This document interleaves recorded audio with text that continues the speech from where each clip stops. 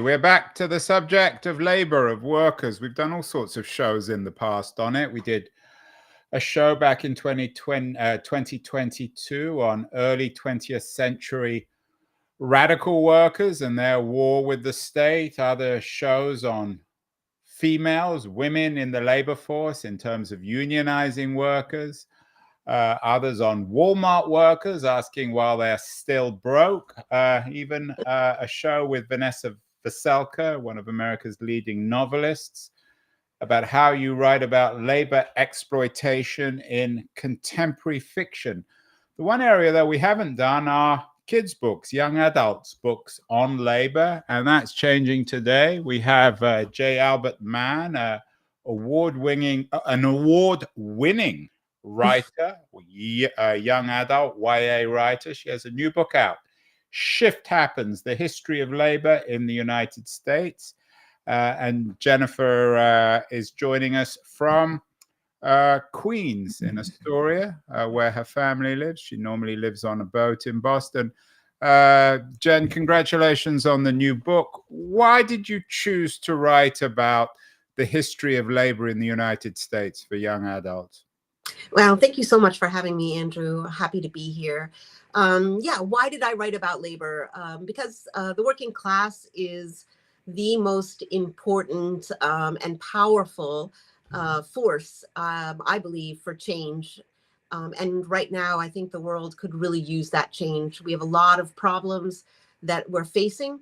I really believe that the working class is the group that can take on these massive problems that we're facing. So I've always loved labor. I've always read labor.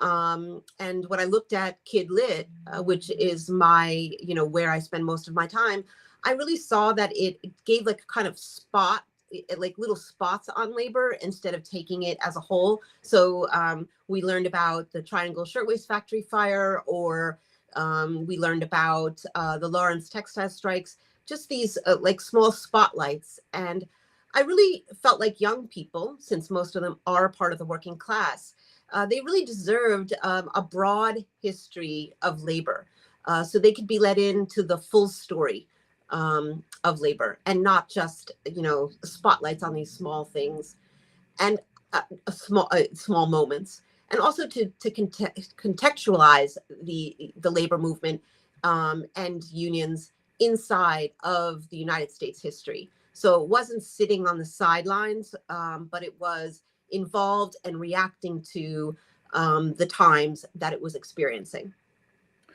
You use this term labor, the subtitle of the new book, Shift Happens, The History of Labor in the United States. You talk about, in your introduction, the working class. Is everyone part of this working class?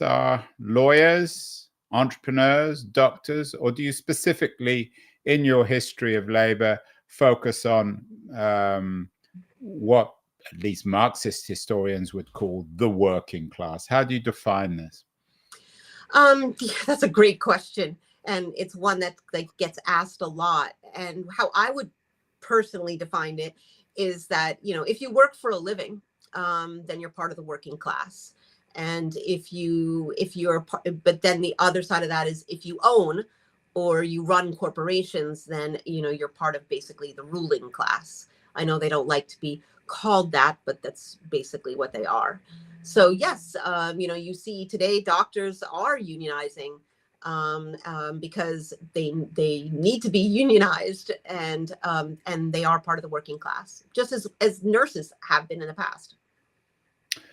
You don't need me to tell you this, Jen, but the history of America is premised, at least traditionally, on the idea of the American dream and the American middle class. Where do they sit in your history of the working class?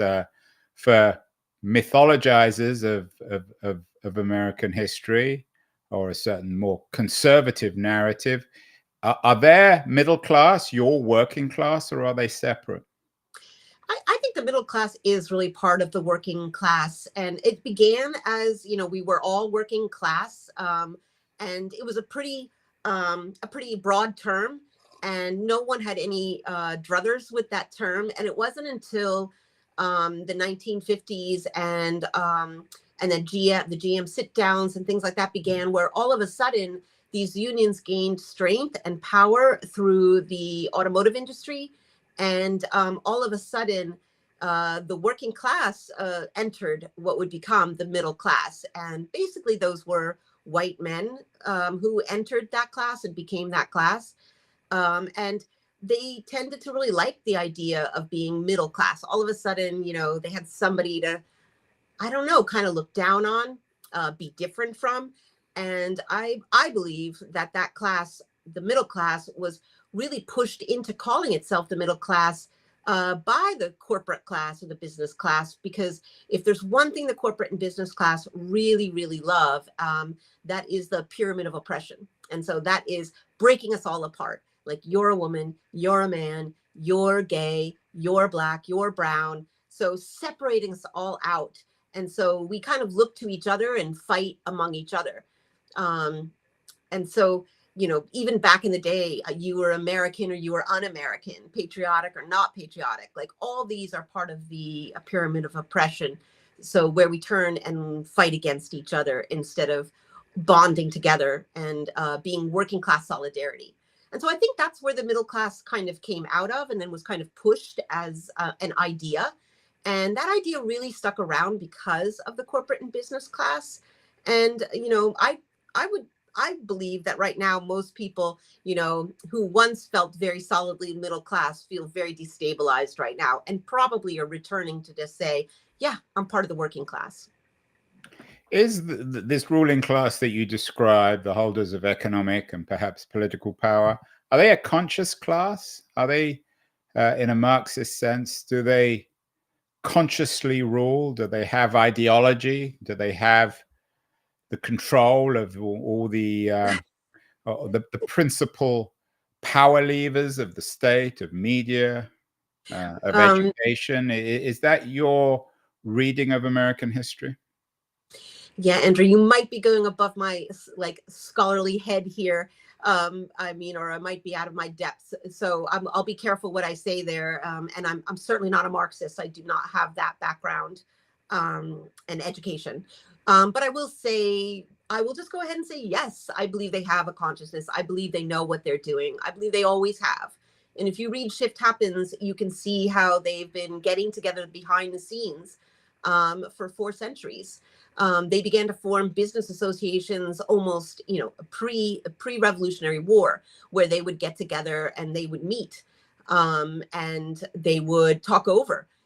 They would collude on pricing, collude who was going to do what, keep things within themselves. And they're still doing that. They're still doing that today. And while they formed these business associations that were they're hugely strong and of course tied right into our political system, of course, unions were being denigrated and said, oh, you can't do that. You can't get together. Collective bargaining is un-American. And so, of course, they were doing exactly that. They were getting together. In your presentation of the history of labor in the United States and Shift Happens, do you think you take a Madisonian reading of American history? Madison, of course, one of the founding fathers and perhaps the most influential in terms of shaping the nature of the American Constitution and democracy, argued that we're not angels, we're all self-interested, and that America, like any other society, forms into faction. So for you, are the ruling class and the working class, are they just kind of faction, or is there something un-Madisonian about these two groups that you've been following in your work? Yeah, I wouldn't agree. I wouldn't agree with that. No, I think we're much more cooperative than we let on. And I know sometimes in this country, we talk so much about competition, but we're also a very cooperative, humans are also very cooperative. And we're also, we come together and we do a lot of things together and with one another. So, I think we're kind of sold this idea that, hey, we can never come together. We can never cooperate. We're all out there for ourselves. And, and I even think, that science has proven, why do we jump out and save someone if a speeding car? Why is our gut reaction to leap and grab that person away? So there's all these instances. Even in the animal kingdom about how animals have cooperated with one another, and build communities the same way that humans build communities. So no, I believe we need each other, and I believe that we can actually be for one another. And I don't think we're stuck in a situation where an us and them forever. Jen, how do you place slavery in your history of labor in the United States, given that slaves labored, but they weren't formally part of a labor movement? Do you distinguish the history of slavery from the history of the American working class, the free working class?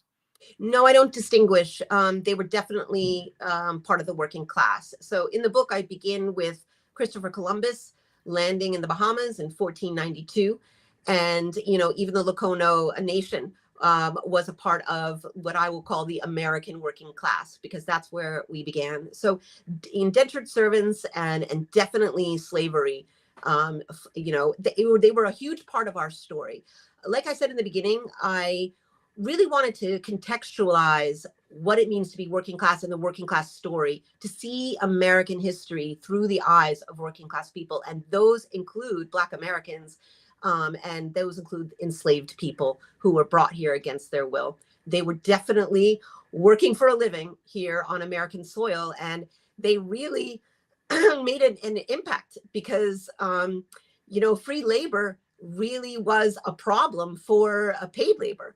And of course, the fight between the North and the South, on that point, white workers up North were like, shoot, like Southern, landowners basically said, listen, this can't be. Eventually, industrialists and factory owners are going to have to see that all workers should be enslaved.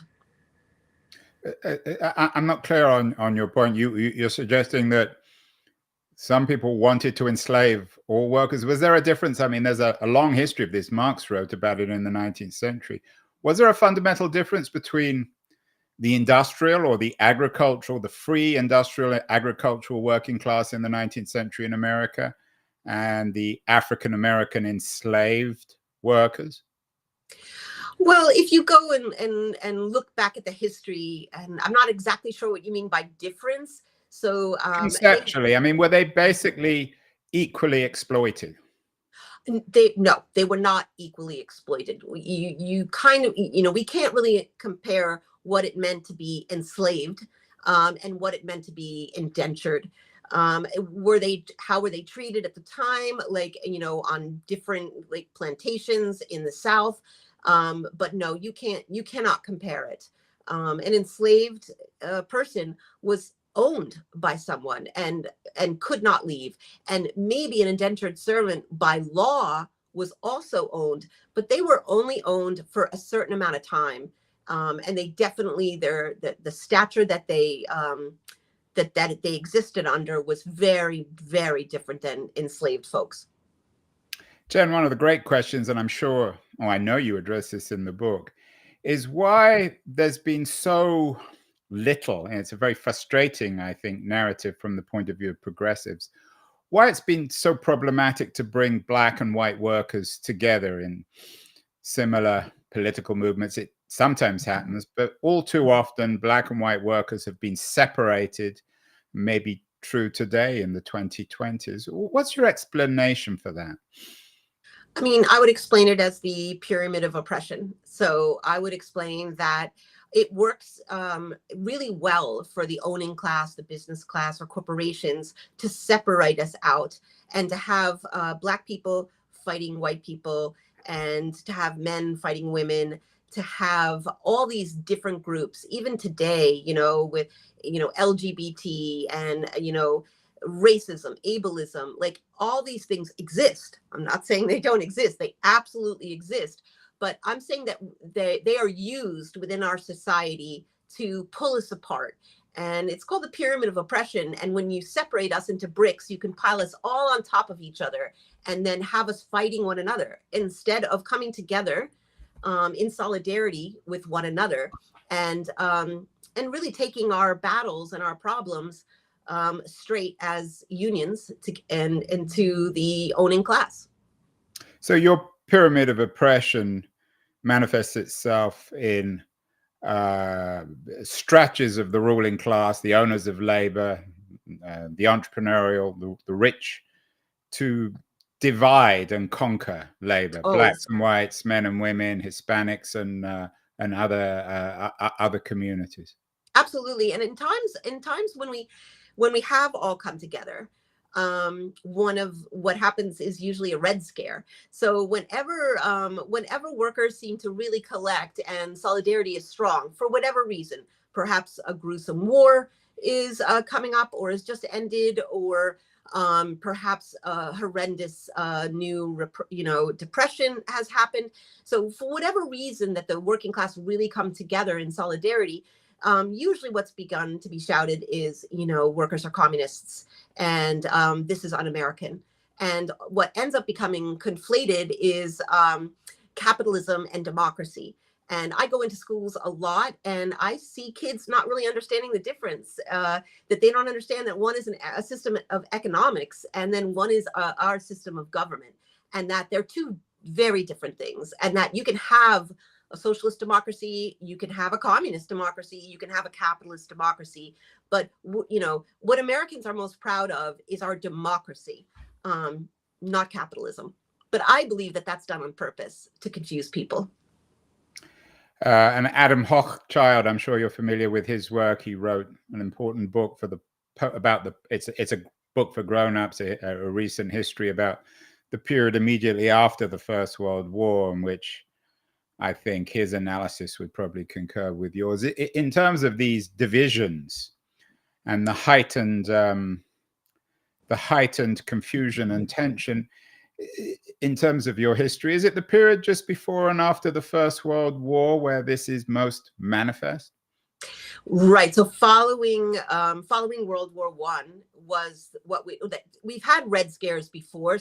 But this is what we would in history is often called the first red scare following World War I, where you had you had the IWW, the Industrial Workers of the World, completely crushed. The Wobblies.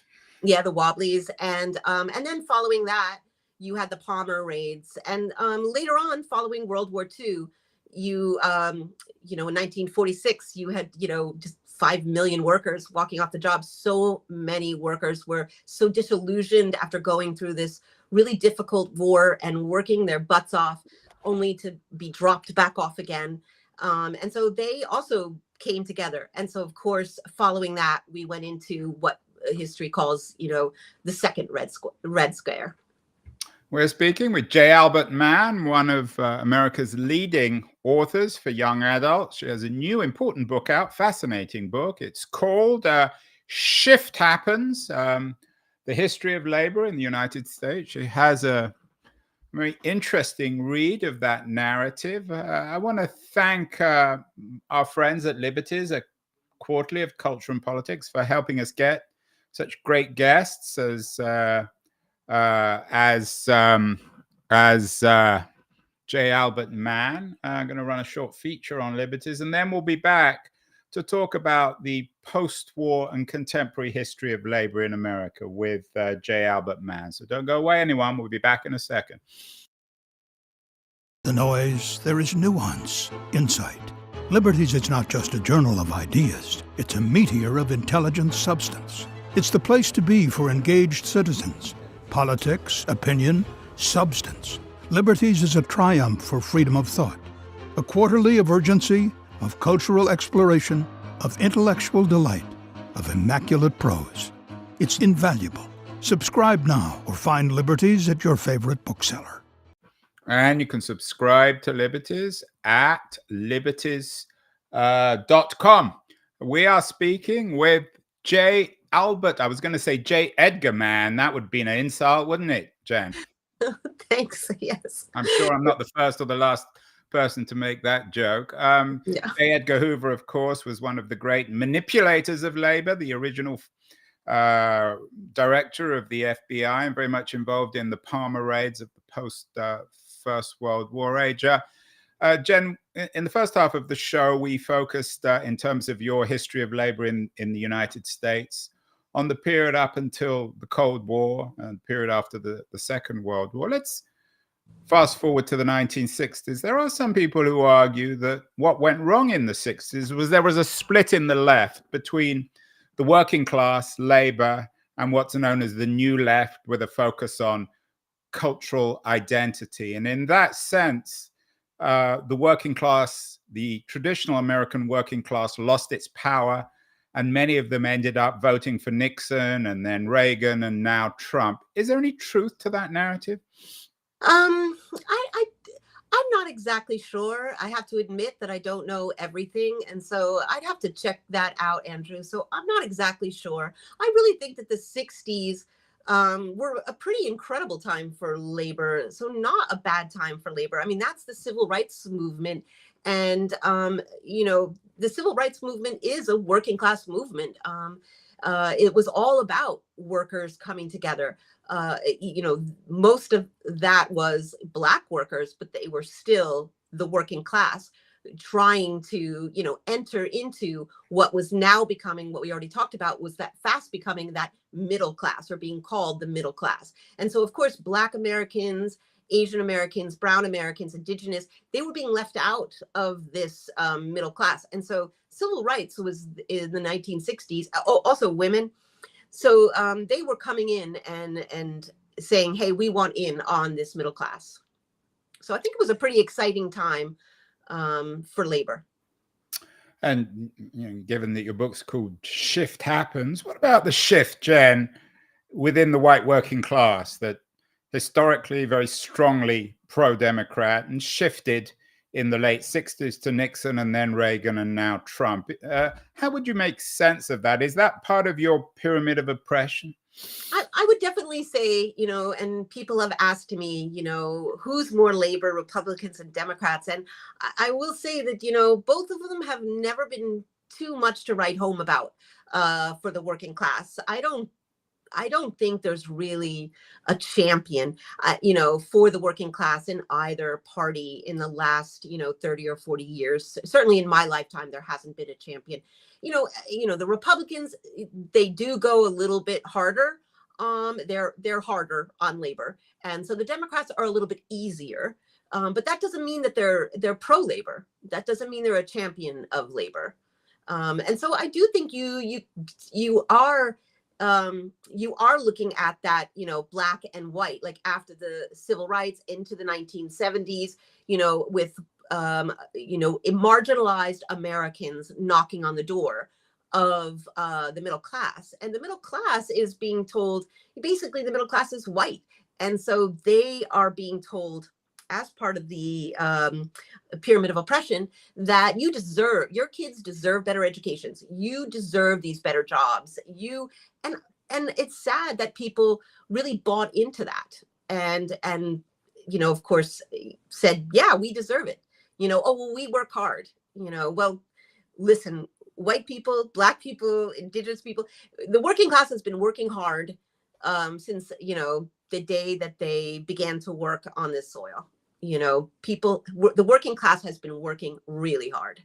So it's not like all of a sudden white men started working really hard in the 1950s and 60s. We did a show, Jen, a couple of years ago with the sociologist Maureen Perry Jenkins.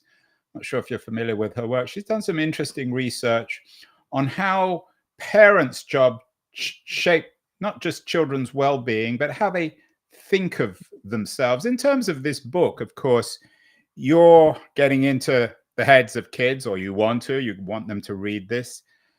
Do you think parents generally do a good job preparing their kids for labor? Do parents educate their kids about the history of labor?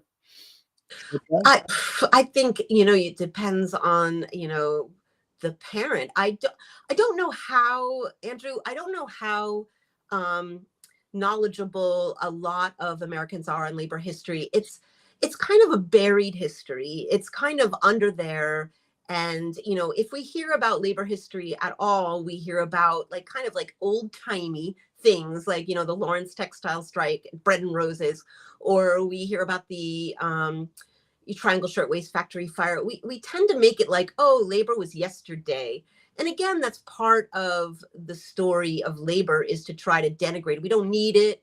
It's old school, you know, we're above and beyond it. And so, you know, of course, we're under 10% in labor unions at this point. So I don't know how much of that history is out there and accessible. And that is what I was trying to do with Shift Happens, is to make the story from beginning to end completely accessible. And so you can see like the march of time and the march of labor through the history of the United States. It's, you know, you're not just learning about the horrific event in downtown Manhattan when, you know, 150 girls had to jump to their deaths. Like, so it's more connected to history. And so do parents teach their kids labor history? No, I don't think they do. I don't think it's really a known history. But do parents teach their kids about work or the workplace? I really think it's the same as it's always been. It's a perspective issue. And like, it's you know, it's one thing, like if you look at, you know, even the presidency and you think George Bush too, it's like, you know, what the father is, the son becomes. And, you know, if you were a blacksmith, now, you know, you became a blacksmith. If your father's or mother's a doctor, a lot of times you will become a doctor. And that's because what you grow up and what you see. And so that's the perspective you're given. And of course, with public education, we try to change that and give kids, you know, the perspective all around them. It's a very difficult thing to do. You mentioned the triangle, the terrible tragedy of the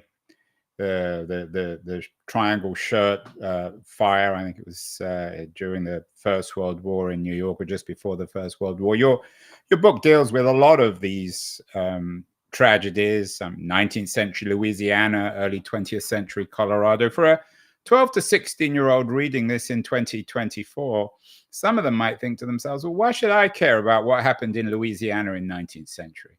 No, I need to go out and get a job.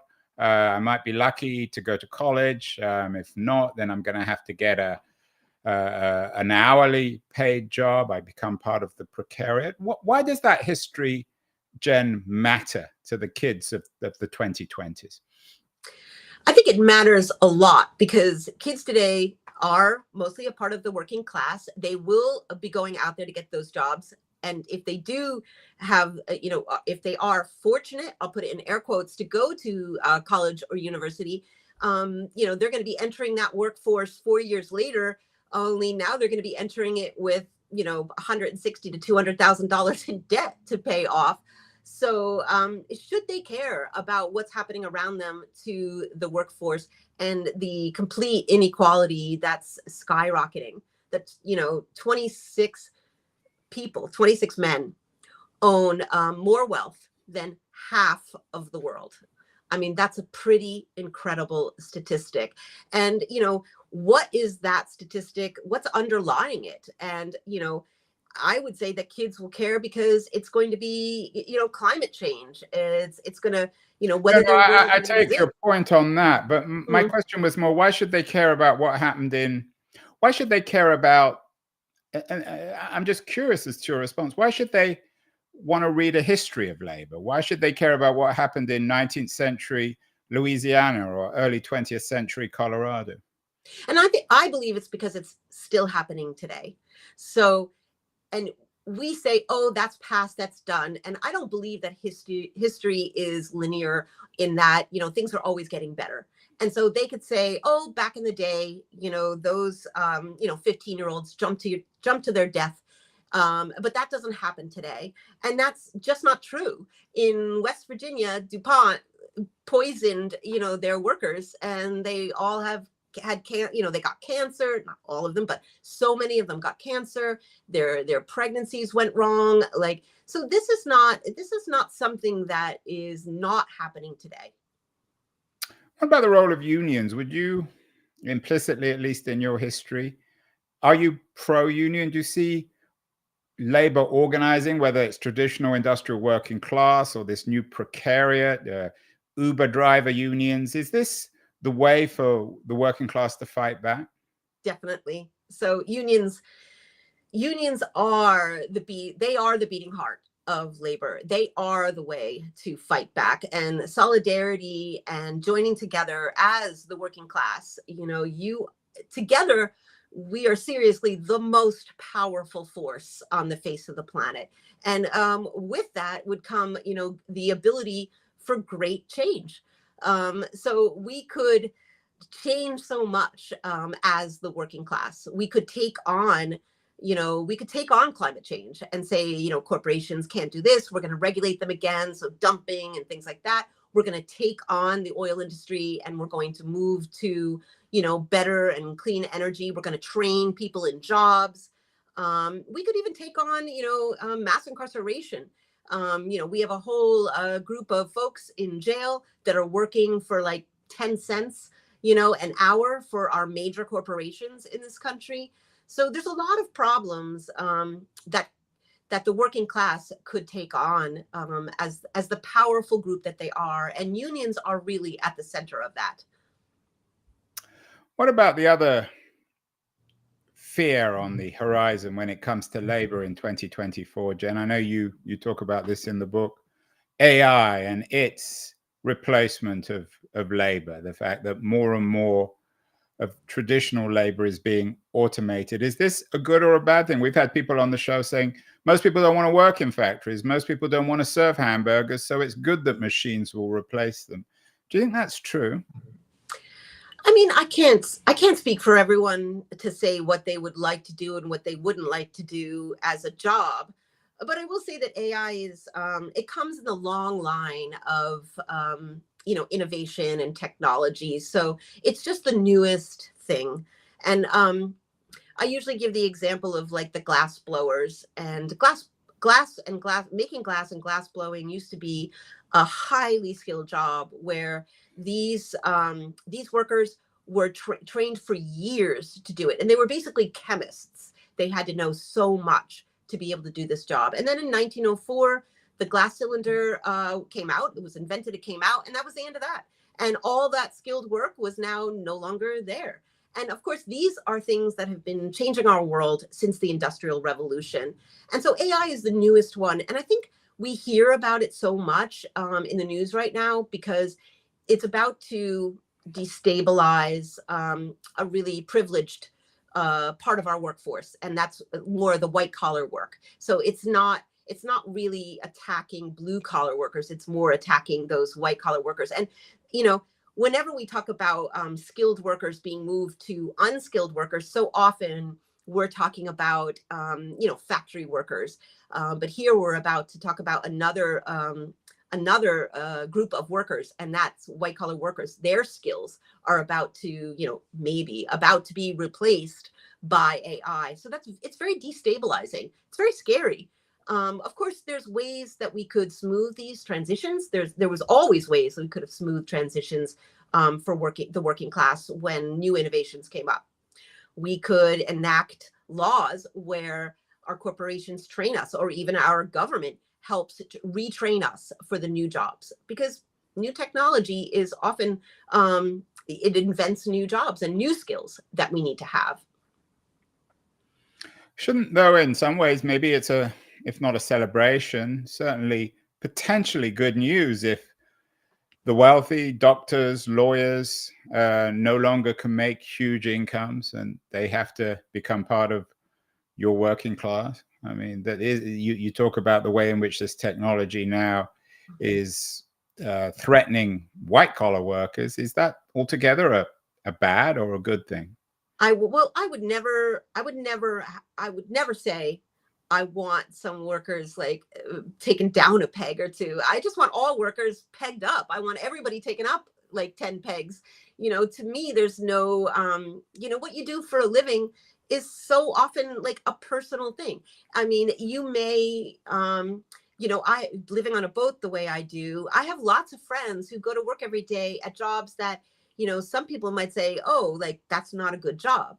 But, what they really love is to sail. So they go to work every day to just do their job to make money to go sail. So like we can't say, and then there's other people that, are like, oh, I want to be a brain surgeon. I want to save lives, like, or I want to be an emergency room doctor. That's what I want to do with my life. And they dedicate their life to something like that. And so, no, I don't want doctors and lawyers taken down any pegs. I think they deserve the money that they make. Possibly they deserve more. But I also know that fast food workers also deserve more, and bus drivers also deserve more, and that we're all part of the working class.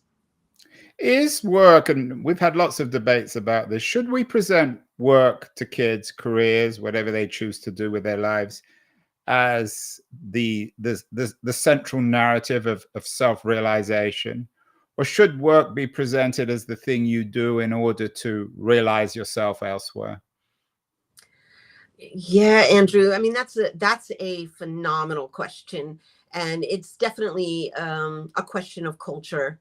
And I believe in America, in the United States, we have created this work culture that who you are is your job, and that is your identity.